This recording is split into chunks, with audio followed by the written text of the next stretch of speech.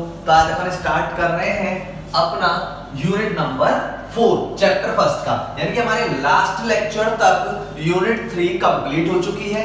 आज अपन स्टार्ट कर रहे हैं यूनिट नंबर 4 जिसका नाम है capital and revenue expenditure and receipts. यानी कि गाइस ये बहुत ही सिंपल चैप्टर है, बहुत ही इजी वे में आपको समझ में आने वाला है ये, ठीक है ना। तो आज अपन स्टार्ट कर रहे हैं इसको और बहुत ही सिंपल है, इसको भी अपन प्रैक्टिकल के साथ कवर करके चलेंगे, ठीक है ना। तो गाइस स्टार्ट करते हैं।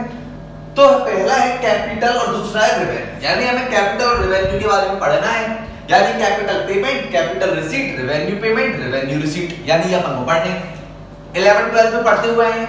कैपिटल नेचर क्या चीज है, रेवेन्यू नेचर क्या चीज है।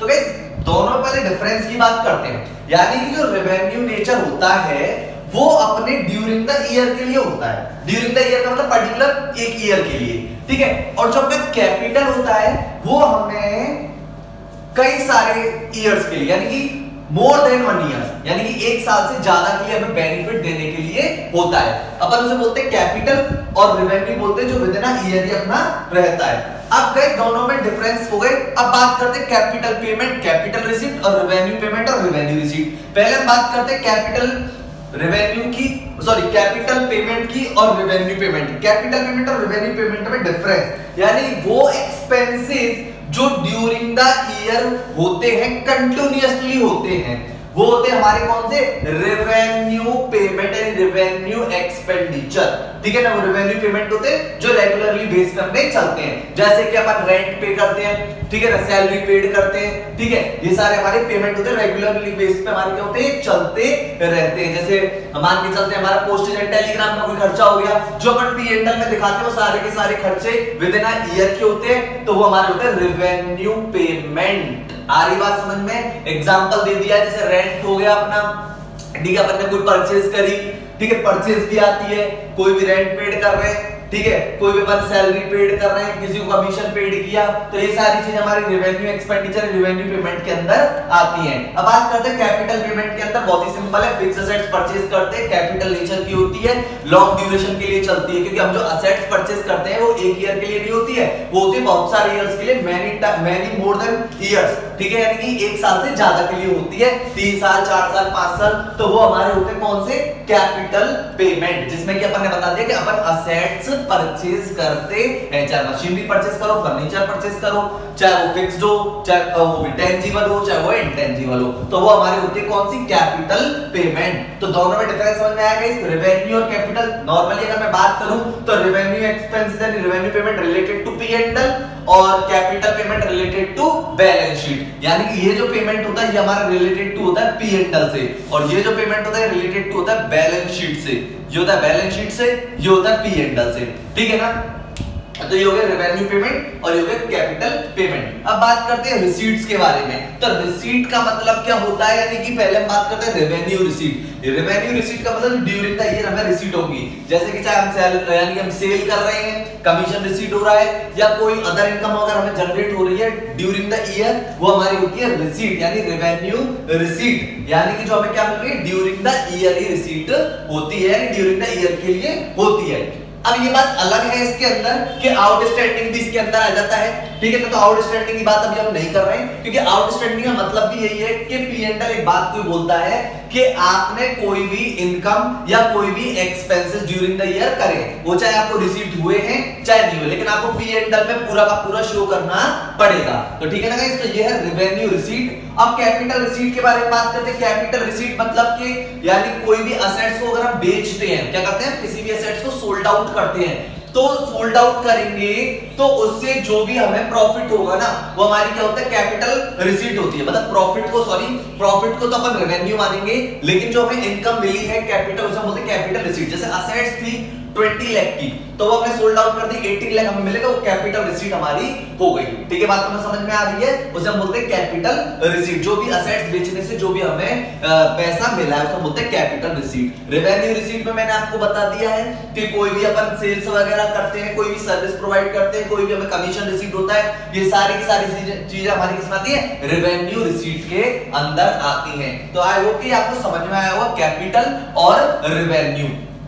कैपिटल रेवेन्यू नॉर्मल है, वर्ड से समझ में आता है। कैपिटल होता है मोर देन 1 ईयर से रिलेटेड और रेवेन्यू होता है विद इन अ ईयर से रिलेटेड। ठीक है, पेमेंट बता दिया, रिसीट बता दी, पी एंड एल में जाता है इसका सारा चीजें, यानी पेमेंट्स की और रिसीट की। कैपिटल में हमारा यानी कि बैलेंस शीट में तो पेमेंट जाते हैं, रिसीट आती है, तो उसको हम क्या करते हैं वो मैं भी आगे आपको बताऊंगा।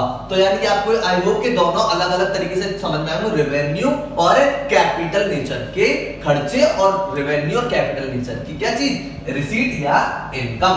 अब बात करते हैं, इसमें लिखा हुआ है consideration in determining capital and revenue expenditure. Determine करना है कैपिटल एंड रेवेन्यू एक्सपेंडिचर को, तो किसके बिहाफ पे हम अपन बात करते हैं। पहले बात करते हैं नेचर ऑफ बिजनेस के बारे में। आपके बिजनेस का नेचर किस टाइप का है बात करती है उस चीज पर डिपेंड। सपोज दैट मान के चलते हैं कि आपका बिजनेस था स्कूटी का, मान लेते हैं किसका जी, स्कूटी का। तो अगर आपका स्कूटी का कोई शोरूम है और अगर आप स्कूटी को परचेज करते हैं तो वो आपका कौन से नेचर का खर्चा, रेवेन्यू नेचर का खर्चा, क्योंकि आप परचेज कर रहे हैं, क्योंकि आपका बिजनेस किसका है, स्कूटी को बेचने का, खरीदने का। तो रेवेन्यू नेचर का माना जाएगा अगर आपने कोई भी स्कूटी परचेज करी है तो, क्योंकि आप उसको अपने शोरूम में लेके आ रहे हैं, एज अ स्टॉक के रूप में लेके आ रहे हैं, फिर आप उसे बेचेंगे, तो यानी कि आपके कौन से नेचर का हो गया, रेवेन्यू। अब मैं इसी में बात करूं कैपिटल नेचर का क्या होगा, ये किसी और के लिए कैपिटल हो सकता है, मतलब जो कस्टमर आपके यहां से स्कूटी परचेज करेगा उसके लिए वो क्या हो जाएगा, कैपिटल नेचर का एक्सपेंडिचर हो जाएगा, क्योंकि उसका बिजनेस स्कूटी का नहीं है। ठीक है, बात तो समझ में आ रही है नेचर ऑफ बिजनेस में। इसको मैं दूसरे तरीके से समझा देता हूं। सपोज दैट मान के चलते हैं कोई का गाड़ी का शोरूम है, तो गाड़ी का शोरूम है तो जिस बंदे का भी वो गाड़ी का शोरूम है तो उसके लिए गाड़ियां कभी भी असेट्स नहीं होती हैं, वो उसके लिए स्टॉक होती हैं। क्यों, क्योंकि वो गाड़ी को बेचने के लिए ही तो क्या कर रखा है, खरीदता है। तो जो खरीदता है उसे हम बोलते हैं रेवेन्यू नेचर, यानी वो परचेज कर रहा है गाड़ियों को, वो कौन सी नेचर खर्चा है, रेवेन्यू नेचर। लेकिन अगर कोई कस्टमर जाता है, मान के चलो किसी का गाड़ी का बिजनेस नहीं है, किसी का फर्नीचर का बिजनेस है और वो गाड़ी को परचेज करता है, तो उसके लिए वो जो गाड़ी है वो क्या है, नेचर किस चीज का, कैपिटल है उसके लिए, वो कैपिटल नेचर का है उसके लिए खर्चा, क्योंकि उसका बिजनेस किसका नहीं है, गाड़ी का नहीं, क्योंकि उसका बिजनेस किसका है, फर्नीचर का। और वो क्या कर रहा है अपने बिजनेस में, गाड़ी परचेज कर रहा है, यानी कार परचेज कर रहा है, तो उसके लिए कौन से नेचर का खर्चा रहेगा, कैपिटल नेचर का रहेगा। तो आई होप कि आपको समझ में आया होगा नेचर ऑफ बिजनेस के अकॉर्डिंग। अब बात करते हैं रिकरिंग नेचर ऑफ एक्सपेंडिचर।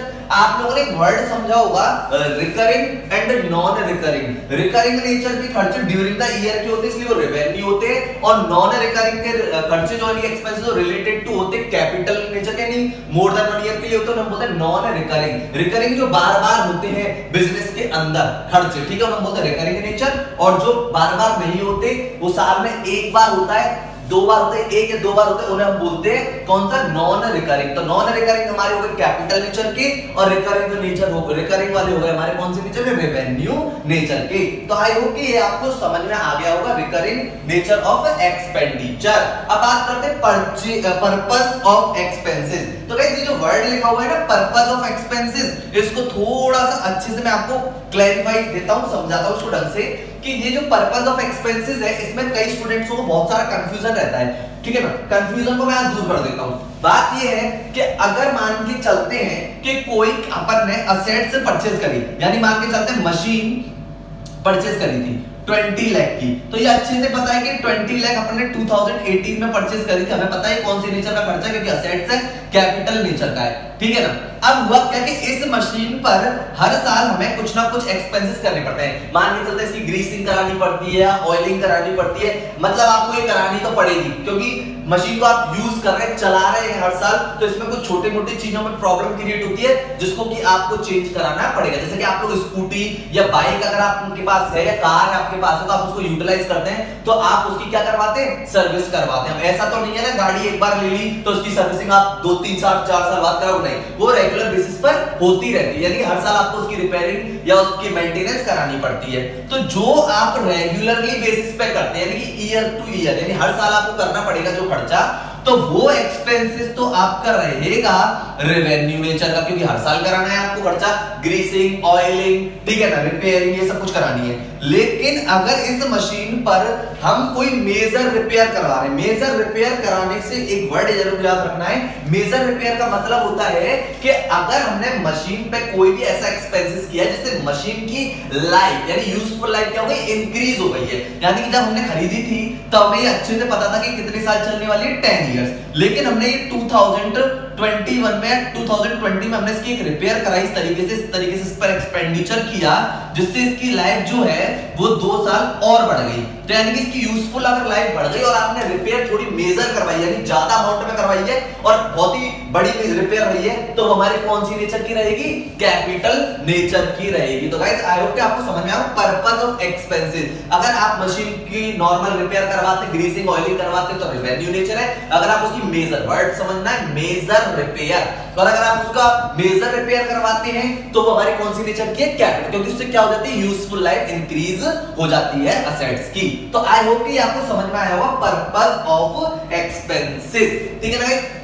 अब बात करते हैं effect on revenue generating capacity of business. तो अब इसके बारे में बात करते हैं अपन। तो जनरेटिंग रेवेन्यू बिजनेस का मतलब यानी कि वो एक्सपेंसेस जो आपको ड्यूरिंग द ईयर होते हैं। क्या होते हैं? वो एक्सपेंसेस जो ड्यूरिंग द ईयर के होते हैं और जो ड्यूरिंग द ईयर आपको इनकम क्या करके देते हैं? जनरेट करके देते हैं। तो वो हमारे होते हैं रेवेन्यू नेचर के। और वो एक्सपेंडिचर जो लॉन्ग ड्यूरेशन के लिए होते हैं, जो कि हमें आने वाले टाइम में बेनिफिट्स देते हैं, जो कि 1 साल से ज्यादा के लिए बेनिफिट्स देते हैं, वो हमारे होते हैं कौन से? कैपिटल नेचर के। तो effect of revenue generating capacity of business, यानी कि इसके अंदर मैंने 2 चीज बताई, यानी वो एक्सपेंसेस जो हमारे ड्यूरिंग द ईयर होते हैं और जो हमें during the year he profit देते हैं, उन एक्सपेंडिचर को उनकी इनकम से मैच करवाया जा सकता है, वो रेवेन्यू नेचर के हो गए। और कैपिटल का मतलब होता है जो हमने खर्चे करे जिसका बेनिफिट हमें आने वाले टाइम में भी मिलेगा, यानी 1 साल से ज्यादा के लिए उनका बेनिफिट हमें मिलेगा, वो हमारे कैपिटल नेचर के होते हैं। तो आई होप कि गाइस आपको समझ में आया होगा effecting on revenue generating capacity of business. जो रेवेन्यू का मतलब रेवेन्यू एक्सपेंडिचर 1 साल के लिए होते हैं, मतलब पर्टिकुलर पीरियड के लिए होते हैं, पर्टिकुलर ईयर के लिए होते हैं, और वो उसी साल इनकम जनरेट करके देते हैं। उन इनकम्स को हम उन एक्सपेंसेस से क्या करवा सकते हैं? मैच करवा के देख सकते हैं। तो अब बात करते हैं नेक्स्ट पॉइंट की, materiality of the amount involve. Materiality of the amount involve मतलब आपने जो भी अमाउंट इन्वॉल्व कर रखी है अपने बिजनेस में, तो वो क्लैरिफाई होनी चाहिए। उन दोनों में पता होना चाहिए कौन सा खर्चा रेवेन्यू नेचर का है और कौन सा खर्चा अपना कौन से नेचर का है? कैपिटल नेचर का। तो वो भी पता होता है materiality of the amount involve, यानी जो भी आपने अमाउंट इन्वॉल्व कर रखी है वो क्लैरिफाई होती है कि कौन सी नेचर का कैपिटल, कौन सा खर्चा कैपिटल नेचर का है, कौन सा खर्चा रेवेन्यू नेचर का है। तो आई होप कि आपको 5 पॉइंट समझ में आए होंगे। Nature of business, recurring nature of expenditure, purpose of expenses, affecting on revenue generating capacity of business और materiality of the amount involve. Capital payment का मतलब समझा दिया, रेवेन्यू पेमेंट का मतलब समझा दिया। वो एक्सपेंसेस जो ड्यूरिंग द ईयर के लिए होते हैं वो हमारे रेवेन्यू, और जो मोर देन 1 ईयर्स के लिए होते हैं वो हमारे क्या होते हैं? कैपिटल। दोनों के एग्जांपल बता दिए। पेमेंट जैसे कि आप कोई परचेज कर रहे हैं, कोई रेंट पेड कर रहे हैं, कोई सैलरी पेड कर रहे हैं, कोई मान के चलते प्रिंटिंग एंड स्टेशनरी का खर्चा कर रहे हैं, पोस्टेज एंड टेलीग्राम का खर्चा कर रहे हैं। ठीक है, ये सारे हमारे कौन से नेचर के होते हैं? रेवेन्यू। ठीक है, डेप्रिसिएशन जो चार्ज करते हैं ये भी हमारे खर्चे कौन से? रेवेन्यू नेचर के होते हैं। ठीक है, जो P&L में अपने जाते हैं। अब बात करते हैं कैपिटल नेचर के पेमेंट की। तो जैसे मैंने कहा फिक्स्ड एसेट्स आप परचेज करोगे तो वो हमारी कौन सी नेचर कहलाएगी? कैपिटल। कहां पे जाती है? बैलेंस शीट में। अब बात करी थी रिसीट के बारे में, तो अपन ने बताया था जो रेवेन्यू रिसीट होती है ड्यूरिंग द ईयर होती है, जैसे अपन ने कोई सेल करी है, कोई कमीशन रिसीट हुआ है अपन को, या कोई अदर सर्विस हमने किसी को प्रोवाइड कराई है, तो जो भी हमें इनकम जनरेट होगी ड्यूरिंग द ईयर वो हमारी कौन सी होगी? Revenue receipt. और कैपिटल रिसीट कौन सी होगी? यानी जो भी हम असेट्स को क्या कर देते हैं? सोल्ड कर देते हैं, इन्वेस्टमेंट को सोल्ड कर देते हैं। ठीक है, तो उससे जो हमें पैसा मिलता है उसे हम बोलते हैं कैपिटल रिसीट। ठीक है ना गाइस? तो मैं अब इसमें कुछ और 1-2 पॉइंट आपको समझा रहा हूं जिससे आपके और क्लैरिफिकेशन हो जाएगा। तो ये अपन ने 5 पॉइंट अच्छे से समझ लिए हैं।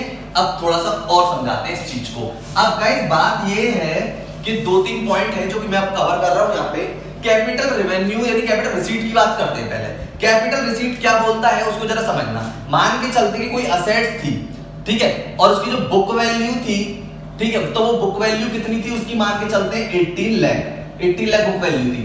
आपने सेल कर दी वो असेट्स, ठीक है, तो वो आपने कर दिया 21 लाख में। तो 21 लाख में सेल कर दिया, 18 लाख उसकी कॉस्ट थी, तो अपन का प्रॉफिट कितना हो गया गाइस? 3 लाख का अपन को हो गया है प्रॉफिट। तो ये जो गाइस प्रॉफिट है ना, ये आपका जाता है पी एंड एल के अंदर, यानी ये जो आपका प्रॉफिट है कहां पे जाता है, पी एंड एल के अंदर। लेकिन जो रिसीट की अगर मैं बात करूंगा तो 21 लाख जो रिसीट हुई है वो कैपिटल नेचर की रिसीट आपकी कहलाएगी। लेकिन अल्टीमेटली बात करूं तो जो भी डिफरेंस है, जो भी प्रॉफिट होता है ना, उसे हम ट्रांसफर तो कहां पे करते हैं, पी एंड एल में। आप लोगों ने पढ़ा हुआ है profit on sale of assets और loss on sale of assets, यानी दोनों पी एंड एल में जाते हैं। प्रॉफिट होगा तो भी पी एंड एल में जाएगा, सीआर साइड, और अगर लॉस होता है तो वो कहां पे जाता है, पी एंड एल में, डीआर साइड। तो ये असेट्स है, अभी तो इधर प्रॉफिट है, अगर लॉस होएगा तो पी एंड एल में कौन सी साइड जाएगा, डीआर साइड जाएगा। आई होप कि ये भी बात आपको समझ में आई होगी। ये रिसीट है 21 लाख, कैपिटल रिसीट 21 लाख, लेकिन जो प्रॉफिट है वो कहां पे जाता है, पी एंड एल में।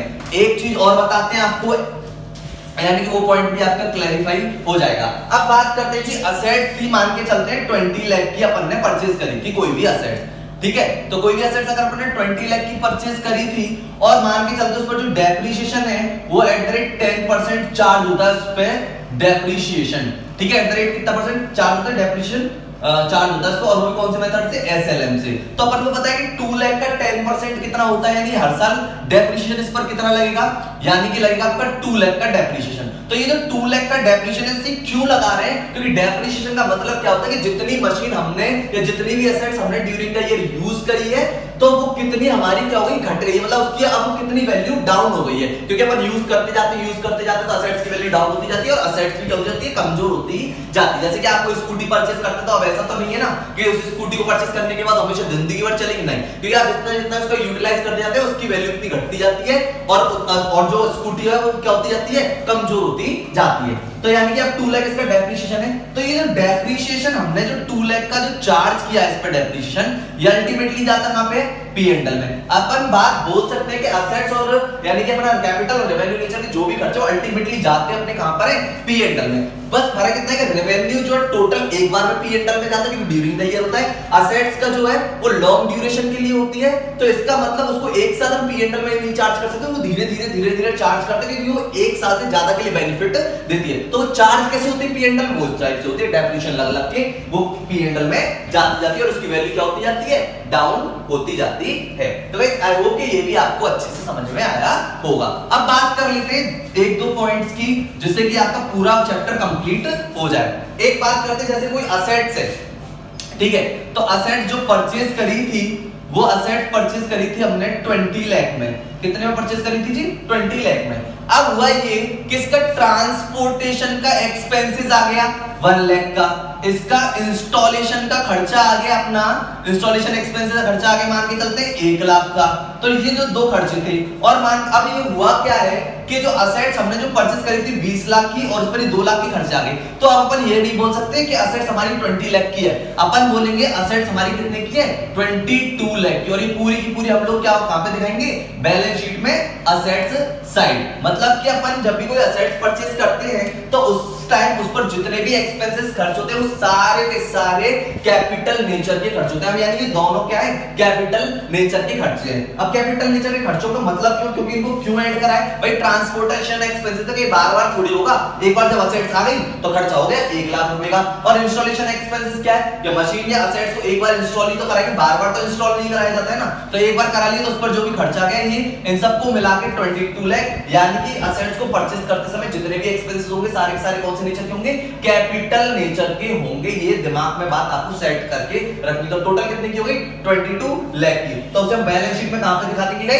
असेट साइड दिखा देंगे। तो आई होप कि ये भी पॉइंट आपको क्लियर हुआ होगा, यानी कैपिटल नेचर का भी क्लियर हुआ होगा, रेवेन्यू नेचर का भी क्लियर होगा, और हमारा ये चैप्टर भी हमारा क्या हो चुका है, कंप्लीट हो चुका है। तो गाइस यूनिट नंबर 4 अपन ने कंप्लीट कर ली है, तो ठीक है, तो ये अपन ने सब कुछ इसमें समझ लिया है। तो अपन स्टार्ट करते हैं नेक्स्ट यूनिट।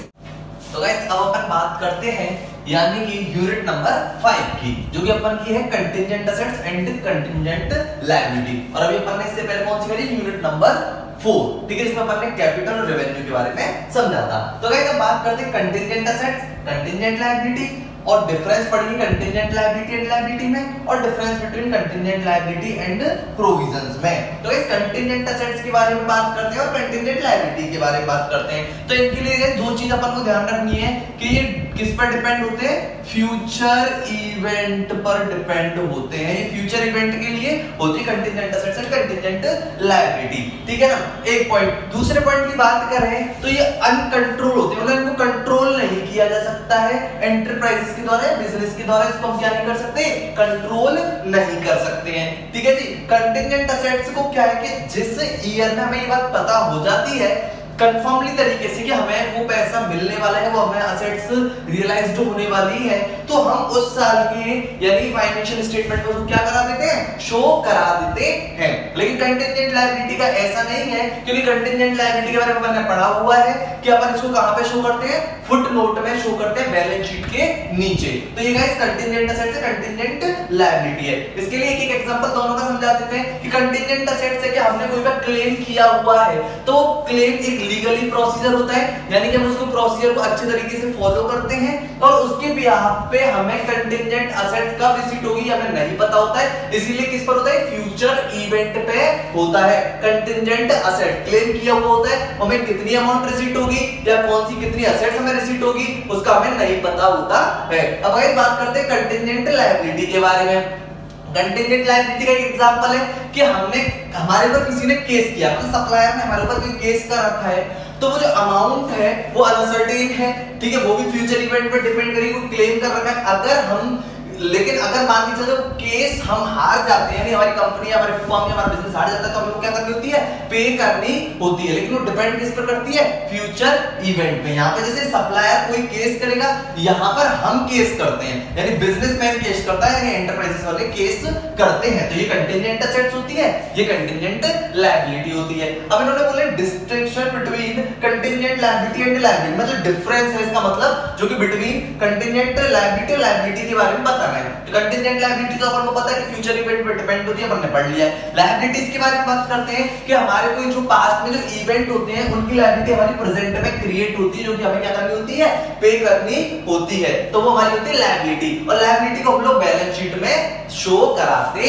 हैं। तो ये है लायबिलिटी, कितना कोई खास नहीं, आप लोगों ने समझी हुई है लायबिलिटी, ठीक है। तो लायबिलिटी क्या होती है, जो हमने पास्ट में जो इवेंट करे होते हैं उसके लिए हमें प्रेजेंट में हमारी लायबिलिटी क्रिएट होती है, यानी हमें उसको पैसा पे करना होता है, उसे हम बोलते हैं लायबिलिटी। तो कंटिंजेंट लायबिलिटी एंड लायबिलिटी में आई होप कि आपको समझ में आ गया होगा डिफरेंस। अब बात करते हैं कंटिंजेंट लायबिलिटी एंड प्रोविजंस के बारे में। यहाँ पे कंटिंजेंट लायबिलिटी आपको पता है अच्छे से, बात कर लेते हैं प्रोविजन। प्रोविजन क्या होता है, जैसे आप लोगों ने पढ़ रखा है provision for depreciation, provision for taxation, provision for dividend, इनके बारे में आपने पढ़ा है। तो प्रोविजन फॉर एक डेप्रिसिएशन का एक नॉर्मल लेते हैं सिस्टम, यानी कि प्रोविजन फॉर डेप्रिसिएशन क्या होता है कि हम प्रोविजन के थ्रू क्या करते हैं, असेट्स को डेप्रिशिएट करते हैं, यानी असेट्स को रिटर्न ऑफ करते हैं, ठीक है। उसके लिए पहले प्रोविजन क्रिएट करते हैं। प्रोविजन हमारा कहां से क्रिएट होता है, P&L से प्रोविजन को क्रिएट कर लेते हैं, और फिर जो डेप्रिशिएशन होता है उसे हम कहां से सेट ऑफ कराते हैं, प्रोविजन से सेट ऑफ कराते हैं, जो हमने डेप्रिशिएशन का बनाया हुआ है, ठीक है ना जी। और इस प्रोविजन को हम लोग कहां पे शो करते हैं, बैलेंस शीट के अंदर शो करते हैं। ये प्रोविजन है, यानी असेट्स की वैल्यू जो घटती है, यानी रिटर्न ऑफ होती है, उसके लिए हम प्रोविजन क्रिएट कर लेते हैं डेप्रिसिएशन से रिलेटेड।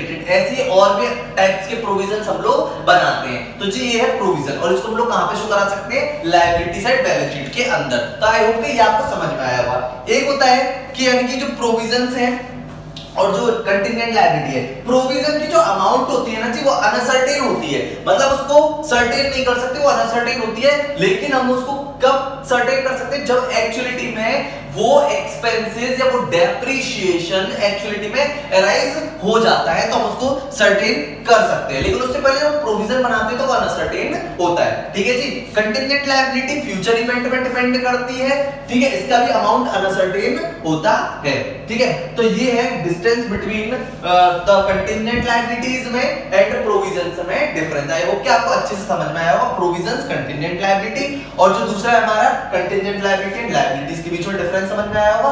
और एक है contingent assets and contingent liability, ये आपको समझ में आया होगा। बहुत ही इजी है गाइस, इतना कोई डिफिकल्ट टास्क नहीं है इस चैप्टर को समझने में कि ये बहुत ही बड़ा चैप्टर, ऐसा कुछ नहीं। Contingent assets and contingent liability के बारे में समझना था, जो कि मैंने आपको अच्छे से क्लैरिफाई के साथ समझा दिया है। आई होप कि ये भी आपको अच्छे से समझ में आया होगा, ठीक है जी। अब अपन करते हैं नेक्स्ट यूनिट। तो गाइस अब बात करते हैं अपन यूनिट 6 की, चैप्टर फर्स्ट का अकाउंटिंग पॉलिसी। तो गाइस बहुत ही इजी है, बहुत ही सिंपल है।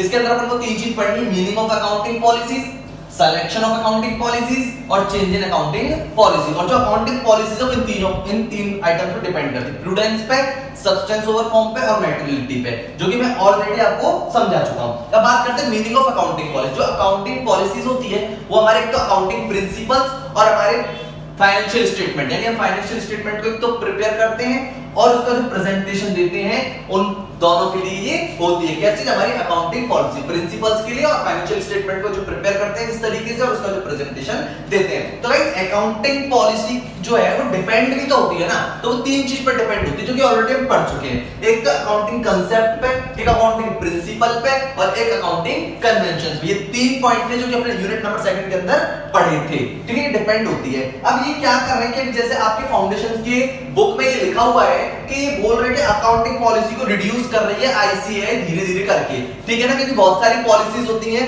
तो लोग कम करने की कोशिश कर रही है आईसीएआई, ठीक है। अब जैसे कि इसमें तुम्हें बताया हुआ है दो चीज के बारे में ज्यादा अपन लोग यूज करते हैं, एक तो है अपना valuation of inventory, valuation of investment, तो इनके लिए काफी पॉलिसीज हमारी यूज होती हैं। तो गाइस अब जैसे एक एग्जांपल के रूप में मैं इनको समझाता हूं आपको। जैसे मान के चलते हैं जो हमारा स्टॉक है, तो स्टॉक को यानी कि हम जो स्टॉक है हमें इश्यू करने के तरीके उसके बहुत सारे होते हैं स्टॉक को इश्यू करने के, ठीक है। फीफो मेथड से इश्यू करते हैं, लीफो मेथड से इश्यू करते हैं, या कोई इन्वेस्टमेंट परचेज करा तो उसको सेल करने के तरीके होते हैं, ठीक है। ऐसे डेप्रिसिएशन होता है जैसे कि एसएलएम है, डब्ल्यूडीवी है, ठीक है, और भी बहुत सारे मेथड्स होते हैं। तो कई सारे मेथड्स को फॉलो करते हैं, अलग-अलग कंपनीज, अलग-अलग बिजनेसमैन, अलग-अलग एंटरप्राइजेस सब अलग-अलग तरीके से इनको यूज करते हैं। तो वो होती है हमारी अकाउंटिंग पॉलिसीज, ठीक है गाइस। आई होप कि आपको अच्छे से क्लैरिफिकेशन के साथ समझ में आया होगा।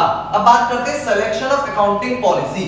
अब नाम से समझ में आ रहा है कि अकाउंटिंग पॉलिसी हमें क्या करनी है, सेलेक्ट करनी है। क्यों करनी है, क्योंकि देखो एक तो ये हमारे बिजनेस पर इफेक्ट डालती है, दूसरा ये हमारे जो फाइनेंशियल पोजीशन है उसको पर इफेक्ट डालती है, हमारे प्रेजेंटेशन पे इफेक्ट डालती है, ठीक है ना। तो इसीलिए हमें अकाउंटिंग पॉलिसी को अच्छे से अच्छे सेलेक्ट करना चाहिए। तो गाइस एक बात याद रखनी है, अकाउंटिंग पॉलिसी को जब भी आप सेलेक्ट करोगे तो इन तीन चीजों का जरूर जिक्र होना चाहिए, तीनों के बिहाफ पे आप करोगे, यानी प्रूडेंस भी होनी चाहिए, सब्सटेंस ओवर फॉर्म भी होना चाहिए और क्या होना चाहिए, मैटेरियलिटी होनी चाहिए। ये तीनों चीजें अगर होती हैं तो आप अच्छे से अच्छे अकाउंटिंग पॉलिसी को क्या कर सकते हो, सेलेक्ट कर सकते हो। जैसे अगर मान के चलते वैल्यूएशन ऑफ इन्वेंटरी की बात करते हैं तो हमें ये बात पता है जो हमारा स्टॉक होता है उसको मार्केट वैल्यू और book value which ever is lower पे क्या करते हैं, शो करते हैं। तो इस तरीके से अपन अकाउंटिंग पॉलिसीज को फॉलो करते हैं। जैसे इन्वेस्टमेंट है तो हम उसे कौन से, यानी कि जो हमारे जो इन्वेस्टमेंट है हम जितनी रुपए पे परचेज करते हैं यानी हम उसे उतने पे ही क्या करते हैं,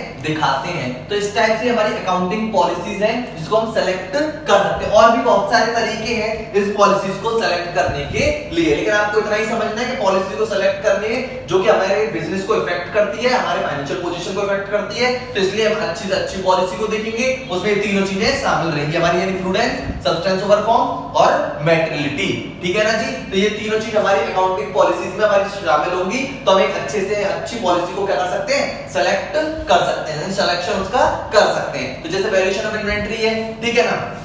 अब बात करते हैं जी अब चेंज इन अकाउंटिंग पॉलिसी की। तो चेंज इन अकाउंटिंग पॉलिसी का मतलब क्या, अकाउंटिंग पॉलिसी को आप कब चेंज कर सकते हैं, तो 2 से 3 पॉइंट है। एक तो ये है कि आप अकाउंटिंग पॉलिसी को चेंज कर सकते हो अगर अकाउंटिंग स्टैंडर्ड के अकॉर्डिंग अगर आपको काम करना है तो आप अकाउंटिंग पॉलिसीज को चेंज कर सकते हैं, अकाउंटिंग स्टैंडर्ड को फॉलो करने के लिए पॉलिसी चेंज की जा सकती है।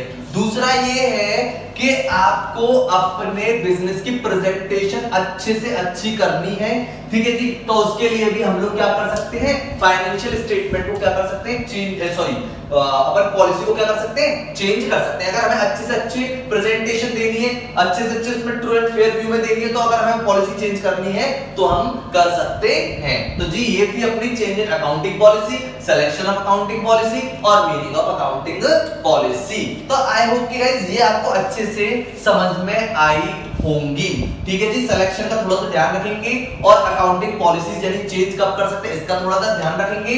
अकाउंटिंग पॉलिसी क्या होती है, किस चीज पर डिपेंड करती है, वो चीज अपन को ध्यान रखनी है। और इतना कोई खास चैप्टर ये नहीं है, लेकिन फिर भी अपन को कंप्लीट करना है। अच्छे से मैंने आपको समझा दिया है, तीनों चीजों का आपको ध्यान रखना है। तो गाइस ये जो 3 चैप्टर हमने आज यानी 3 यूनिट ली है, यानी 4th 5th और 6th, ये क्या था, ये चैप्टर छोटे थे यानी यूनिट्स छोटी थी। इनके हम क्या करेंगे, जब ये चैप्टर हमारा कंप्लीट हो जाएगा तो घबराने की कोई जरूरत नहीं है, आपको एक एक पॉइंट और समझ में आएगा, क्योंकि हम इसके बाद इनके क्वेश्चंस के बारे में जिक्र करने वाले हैं। यानी हम क्वेश्चंस बताएंगे कि किस टाइप के क्वेश्चंस आते हैं, किस तरीके से अपन को वो अटेम्प्ट करने हैं। तो गाइस इसके लास्ट लेक्चर में हम लेंगे जब चैप्टर फर्स्ट अपना कंप्लीट हो जाएगा। ठीक है जी, तो आई होप गाइस ये आपको समझ में आया होगा। तो ठीक है, तो अगर गाइस आपने हमारे चैनल को सब्सक्राइब नहीं किया है तो चैनल को जरूर सब्सक्राइब करें, शेयर करें, कमेंट करें, लाइक करें और बेल आइकन का बटन क्या करें, क्लिक करें। तो मिलते हैं गाइस नेक्स्ट लेक्चर में, तब तक के लिए guys good bye and thank you.